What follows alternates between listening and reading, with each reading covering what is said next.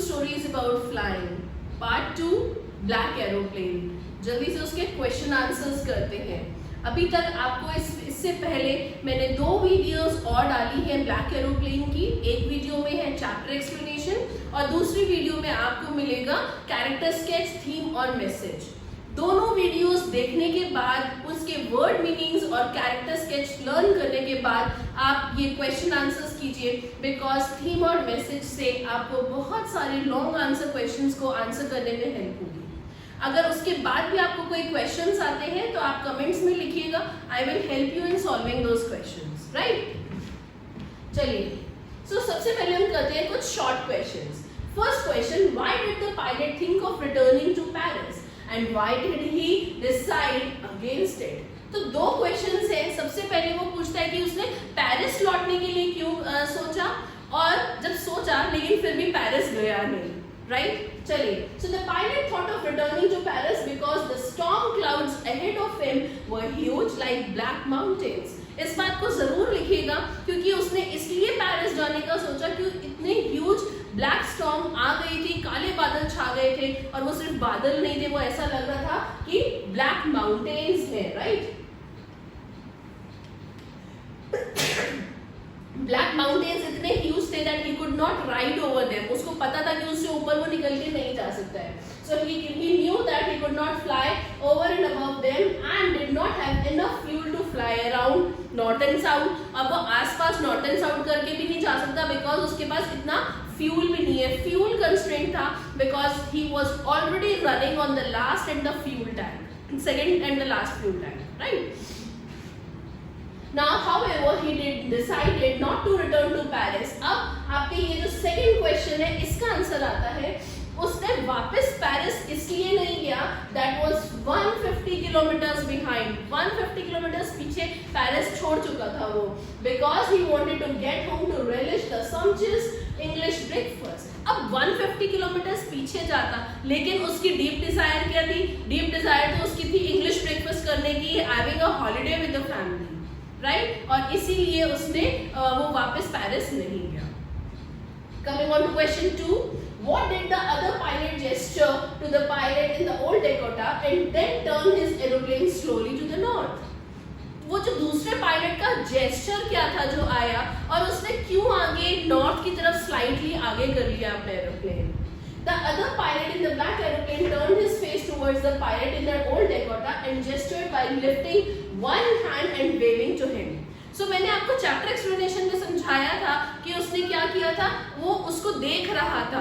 तो जब मैं पायलट हूँ और मेरे पास मुझे रेस्क्यू करने के लिए एक और ब्लैक एरोप्लेन आ गया, तो उसने ये बोला था कि मैं देख सकता हूँ कि वो मुझे देख रहा है. His face was turned towards me, और उसने ऐसे मुझे वेव किया था अपना हैंड कि follow me.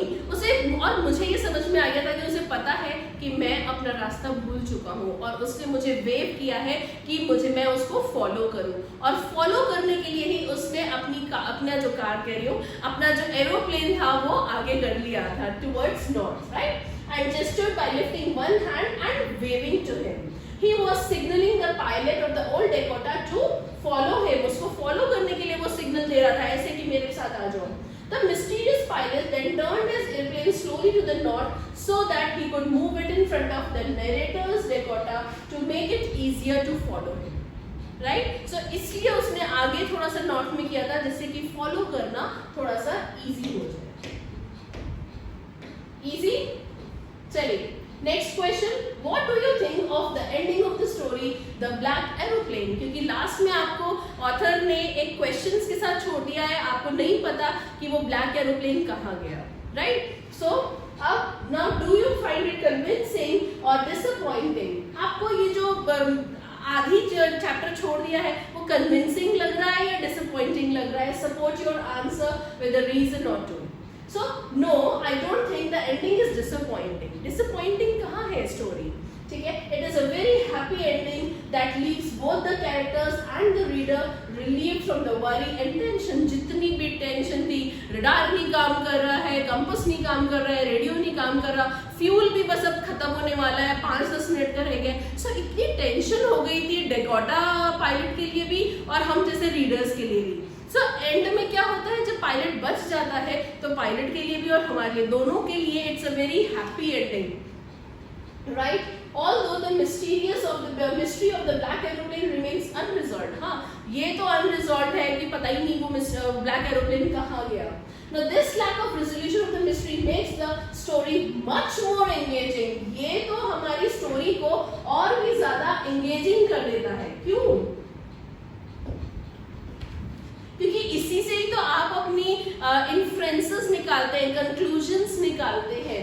And leaves the reader in a state of bewilderment and speculation. आप तभी तो guess करते हैं कि क्या हुआ होगा, क्यों हुआ होगा, ठीक है? तो अगर आपका जो ऑथर है उसने कोई कंक्लूजन नहीं निकाला, then you start speculating कि क्या हुआ होगा, क्या वो सच में कोई ब्लैक एरोप्लेन था या बस अपना फेथ ही था या वो सुपरनैचुरल पावर्स थी that were guiding the Dakota pilot. Right? Next question. Ray Lewis says adversity defines true character. बहुत ही प्यारी लाइन है. Adversities, जब आप problems होती हैं, challenging times होते हैं, उसी में पता चलता है कि आपका true character क्या है. कुछ लोग पैनिक कर जाते हैं और कुछ लोग उस एडवर्स टाइम्स में भी उस चैलेंजिंग टाइम्स में भी अपना करेज और फेथ नहीं खोते और उसकी प्रॉब्लम सॉल्व करने में लग जाते हैं. सो एडवर्सिटीज ही आपके ट्रू कैरेक्टर को एक्सप्लेन करती है, right? Now justify the truth of this statement with reference to the story. ठीक है, the narrator was a brave man, ये हमने एक्सप्लेनेशन में भी देखा है, who maintained his composure even when he was in a grave danger. उसने अपना टेम्परामेंट बनाए रखा, फेथ बनाए रखा, करेज बनाए रखा, right? He did not lose his temper at all, even when he was in deadliest, even if he was in the condition of death. He did not panic when he got trapped in the storm, but tried to use the last possible device to his advantage. He flew behind the black aeroplane like an obedient child for a little over half an hour by keeping the cool and finally landed safely. शांति रखते हुए एक obedient बच्चे की तरह उसने उस aeroplane को, black aeroplane को फॉलो किया. लास्ट ऑप्शन था उसके पास क्योंकि ना तो वो इंस्ट्रूमेंट काम कर रहा था ना ही फ्यूल जो था वो सपोर्टिव था, right? So this was the last option to follow that black aeroplane. He did it like an obedient child. चलिए next question. She looked at me very strangely and then laughed. What must have been the effect of the woman's laughter on the narrator? जब last में वो उसके पास जाता है control room में और पूछता है कि कौन था वो ब्लैक एरोप्लेन और कौन था वो जो मेरे को रेस्क्यू करके लाया, when he asked, तो उस लेडी ने बहुत जोर से हंसा मिस्टीरियसली. तो उसको अब क्या रिएक्शन रहा होगा कि ये क्यों हंस रही है? So the narrator must have felt irritated by this laughter because he had simply asked about the pilot of the black aeroplane. वो तो irritate ही होगा ना, यार हंस क्यों रही है, मैं तो सिंपल सा एक क्वेश्चन पूछा है कि who was the pilot who rescued me, who I just want to thank that person. It wasn't a joke to be laughed at. Besides, the narrator had just come out of a dangerous encounter. और वो भी तब जब वो अभी एक dangerous situation से बाहर निकल के चुका है. He was not in a light-hearted mood. वो light-hearted mood में बिल्कुल भी नहीं था कि वो jokes crack कर रहे हैं और आप हंस रहे हो उसके ऊपर. The woman's laughter must have upset him and he must have felt insulted. तो उस lady की उस laughter ने उसको insulted feel कराया होगा कि क्यों हंस रही है यार. I'm just asking you a genuine question. Simple. ठीक है? चलिए. So next question पे आते हैं. This is a long answer question. I will take the risk. What is the risk? ये किसकी sentence था? I will take the risk. This was said by the Dakota pilot. ठीक है? और उसने ये कहा था मैं risk लूँगा. क्या risk था वो? Why does the narrator take it and with what result? क्यों लिया और क्या result आया? While flying to his hometown in England, the narrator, a young pilot, finds himself surrounded by huge, dark, stormy clouds. अब तक आपको ये सारी लाइन्स रट जानी चाहिए, right?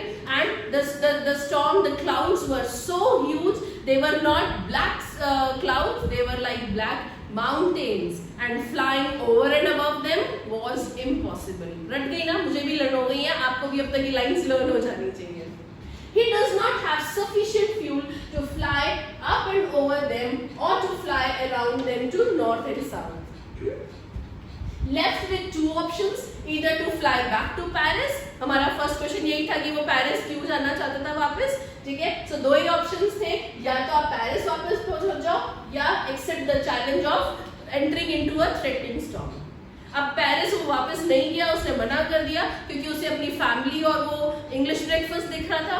दूसरा, पेरिस 150 किलोमीटर पीछे रह चुका था, तो सेकंड ऑप्शन ही रह गया था कि एंटर कर जाओ इस स्टॉर्म को, और उसको पता था कि वो निकल जाएगा इस स्टॉर्म से. He decides to choose the latter. He decides this because he is headed home to be with his family or a holiday and to enjoy the sumptuous English breakfast. The result of this risk is fruitful but not without the life-threatening dangers that the pilot encounters. ये risk लेना अच्छा था, लेकिन life threatening dangers हो गए, ये उसको नहीं पता था कि उसका लाइफ ही इतना थ्रेटनिंग हो जाएगा, right. Finally, his survival is miraculously guided by a mysterious black aeroplane. अब उसको ये नहीं पता था, लेकिन फाइनली उसका जो प्रॉब्लम था जिसमें था वो कैसे सॉल्व हुआ. कोई मिस्टीरियस सा ब्लैक एरोप्लेन आया, स्ट्रेंज, जो उसको नहीं पता था, ठीक है. The pilot of this plane lifts one hand and waves ऐसे करके कि follow me, signalling the pilot of Dakota to follow him. The narrator obeys the mysterious black aeroplane like a child, yes, like a child, an obedient child, and eventually gets out of the storm clouds to land safely. अब आप देखिए इस long answer में से कितनी सारी lines हैं. ये obedient child वाली है, huge dog storm clouds, up and over them, ये था black mountains की तरह, फिर नॉर्थ एंड साउथ नहीं जा सकते थे. ये कितनी सारी लाइंस हैं जो आपको लर्न हो गई है. हमें यही लाइंस लिखनी है. प्लीज अपनी लैंग्वेज में मत लिखिएगा, राइट. चलिए, let's come on to the question 2. Describe the narrator's horrifying experience as he flew the aeroplane into the storm. अब आपको वो एक्सपीरियंस शो करना है जब उसने अपने ब्लैक स्टॉर्म में अपने एरोप्लेन को, डेकोटा को एंटर करा दिया था. Now, as the narrator flew his old Dakota plane straight into the storm, he got surrounded by blackness. चारों तरफ काले ही काले बादल थे. All around him, it became impossible for him to see anything outside the airplane. His old plane jumped and twisted in the air. ये line बहुत important है. His old plane jumped and twisted in the air. He looked unbelievably at the compass, और वो क्या कर रहा था? It was turning round and got jammed. राइट. तो सबसे पहले प्लेन जंप हुआ, ट्विस्ट हुआ. सेकेंड, कंपास ने राउंड एंड राउंड करना शुरू कर दिया and finally got jam. He realised that he had gone dead and would not work. The other instruments too started going dead suddenly. Even the radio failed. Just then he saw black clouds near him. Another aeroplane उसको देखा which did not have lights on its wings. So जब आप दूसरे aeroplane की बात करें तो उसमें ये जरूर डालें कि उसके विंग्स पे लाइट्स भी नहीं थी, फिर भी उसको एरोप्लेन दिख रहा था, उसका जो फेस था, but the pilot could be seen, पर पायलट का फेस दिख सकता था. This sight filled the narrator with some relief. Dakota का जो आपका पायलट था उसे कुछ रिलीफ आया. And like an obedient child, he at once followed the other pilot's gesture. वो क्या था कि follow me का gesture था उसका, और इसने एक obedient child बनके उसको follow किया. Follow करने से पहले उस mysterious black aeroplane ने क्या किया था? He turned a bit to the north and moved in front. वो क्यों किया था? So that Dakota pilot can follow him easily. ये लाइंस भी लर्न हो गई होगी. Now after half an hour he suddenly came out of the clouds to land safely. और उसको सामने क्या दिख रहा था? 2 straight lines of the runway, right? तो मैं आपको ना इसीलिए बार बार बोलती हूँ ये लाइंस लर्न करने के लिए. इतनी बार जब आप मेरा एक्सप्लेनेशन सुनेंगे, थीम मैसेज सुनेंगे और उसके बाद ये क्वेश्चन आंसर्स करेंगे, ये 3 वीडियोस एक चैप्टर की देख लेंगे, आपको सारी लाइंस बाय हार्ट लर्न हो जाएगी और आप बार बार उन्हीं को लिखेगा. एक चैप्टर में से मैक्सिमम 1 या 2 क्वेश्चंस आते हैं, 2 भी नहीं, ज्यादातर 1 ही आता है. और अगर आप ये सारी अच्छी लाइंस लिखेंगे तो आई एम श्योर आपको बहुत अच्छे मार्क्स आएंगे बोर्ड्स में, राइट? चलिए, ये तो हो गया क्वेश्चन। नेक्स्ट क्वेश्चन आता है आपका, why does the narrator say I landed and was not sorry to walk away from the old Dakota. ये लाइंस क्यों कही थी उसने? The narrator was not sorry to walk away from the old Dakota because he had just had a brush with death. Brush with death का मतलब है कि बिल्कुल अभी अभी करीब से डेथ देखी थी, ठीक है, अभी अभी एनकाउंटर किया था डेथ से, बस क्योंकि 5-10 मिनट का रह गया था फ्यूल और वहां से निकलने की सिचुएशन कुछ पता नहीं थी, राइट। तो बस अभी बिल्कुल डेथ को करीब से देख के आया था। His safe landing was nothing short of a miracle. Miracle से कम नहीं था ये, right? His visibly safe flight actually turned to a horrifying experience. जो चलते समय दिख रहा था कि बहुत ही इजी फ्लाइट है, वो अचानक हॉरिफाइंग मतलब एकदम डराने वाले एक्सपीरियंस में कन्वर्ट हो जाएगी, ये नहीं पता था। When a storm caused him to lose control over his plane and left all the safety devices dead. Now the fury of the cloud storm that he had headed into was beyond his capacity to manage. He was totally dependent on the ability of his plane to take him to safety. But जो machines थी, they all failed most crucial time. He had another plane not helped him. अगर उसकी किसी और plane ने help नहीं की होती, his old Dakota perhaps would never have landed safely. And so the narrator was not at all sorry कि वो अपने उस डेकोटा से दूर हट जाए, away from his old Dakota that could have become a cause of his death, क्योंकि यही था डेकोटा जो अभी उसकी डेथ का कारण बन गया था। तो इसलिए वो बिल्कुल भी सॉरी नहीं था अपने डेकोटा से उतरने के बाद उससे दूर जाने में, राइट। चलिए,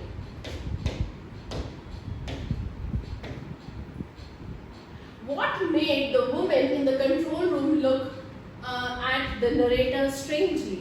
क्यों उसने नरेटर की तरफ इतनी स्ट्रेंजली देखा और बोला अनदर एरोप्लेन, एक और एरोप्लेन वहां पे? So the woman in the control room looked at the narrator strangely on 2 counts. 2 वजह से देखा था। First, because he had landed successfully and safely in the furious storm with no other planes were flying that night. क्यों इतने भयंकर तूफान में कौन प्लेन उड़ाता है भाई, फिर भी ये बचा के आ गया। तो फर्स्ट रीजन तो ये था उसका स्ट्रेंजली देखने का। Secondly, she was surprised at that strange query. और वो स्ट्रेंज क्वेरी क्या थी? क्योंकि डेकोटा पायलट ने उससे क्या पूछ लिया था कि मेरे साथ कौन सा दूसरा पायलट था जो उड़ रहा था, लेकिन वहां तो कोई पायलट ही नहीं था, कोई प्लेन ही नहीं था जो उड़ रहा था, ठीक है। तो ये जो स्ट्रेंज क्वेरी थी उसके ऊपर उसने ऐसे स्ट्रेंज लुक दिया। She had not seen any plane other than the narrator's old Dakota on the radar. The narrator's query thus puzzled her, and she looked at him strangely, as it is the miraculous escape of the narrator. ये एक miraculous escape था narrator का from the storm, and his safe landing was enough of a surprise for her. तो उसके लिए तो पहला यही सरप्राइज बहुत ज्यादा था कि भाई इतने भयंकर तूफान से तू लैंड कर गया है। लेकिन अब वो पूछ रहा है, सेकंड क्वेश्चन उसकी इंक्वायरी थी कि भाई वो दूसरा कौन था, जबकि दूसरा तो कोई था ही नहीं उसके साथ रडार पे। She could only see Dakota, right. His queries make the situation all of the more confusing. The women in the control room did not have the faintest idea about the black aeroplane. उसे तो बिल्कुल भी idea नहीं था that guided the narrator to safety. So she looked at him strangely when the narrator said that he wanted to thank the pilot of the black aeroplane. जब उसने कहा कि मैं थैंक करना चाहता हूँ ब्लैक एरोप्लेन के उस पायलट को, तो इसलिए उसने उसको बहुत ही ज्यादा स्ट्रेंजली देखा, राइट। सो ये थे आपके सारे ब्लैक एरोप्लेन के long and short question answers. मैं फिर से बता दूं, इनको देखने से पहले आपको कैरेक्टर स्केच, थीम और मैसेज के वीडियो देखना है, और एक आपको चैप्टर एक्सप्लेनेशन का वीडियो देखना है। दोनों के लिंक्स मैं आपको शेयर कर दूंगी डिस्क्रिप्शन बॉक्स में। कोई और क्वेश्चंस हो, कोई और क्वेरीज हो, put them in the comment section. Thank you.